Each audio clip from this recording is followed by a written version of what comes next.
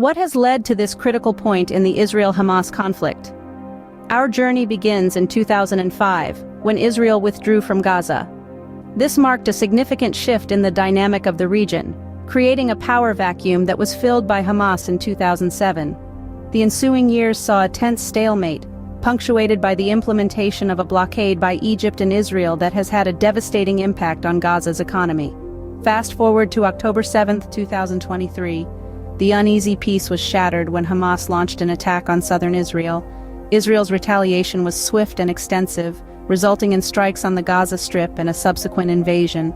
This marked the start of a new chapter in the ongoing conflict, one that has been characterized by widespread civilian casualties and accusations of war crimes on both sides.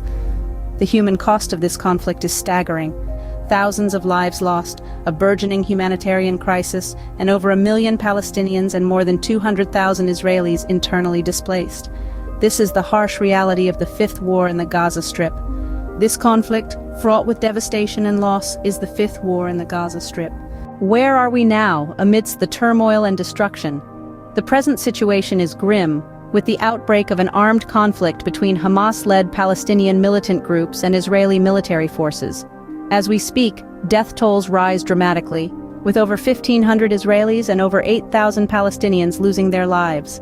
The widespread killing of civilians has led to accusations of war crimes by both Israel and Hamas.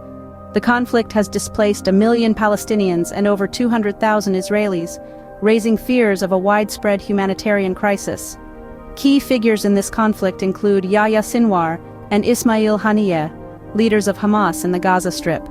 Sinwar is driven by the long-term vision of destroying Israel, while Haniyeh has expressed readiness for political negotiations for a two-state solution, provided Israel agrees to a ceasefire and the opening of humanitarian corridors.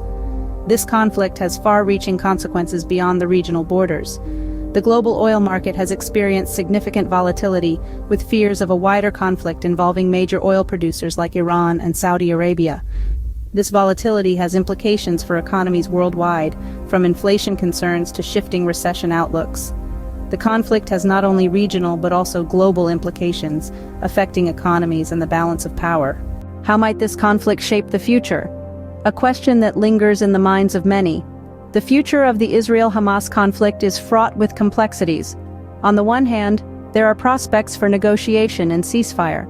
Ismail Haniyeh, the current Hamas chairman, has expressed readiness for political negotiations for a two-state solution if Israel agrees to a ceasefire and the opening of humanitarian corridors. This offers a glimmer of hope. Yet on the other hand, the potential for further escalation looms large. If the conflict spirals to involve other parties, including the US, the stakes become even higher.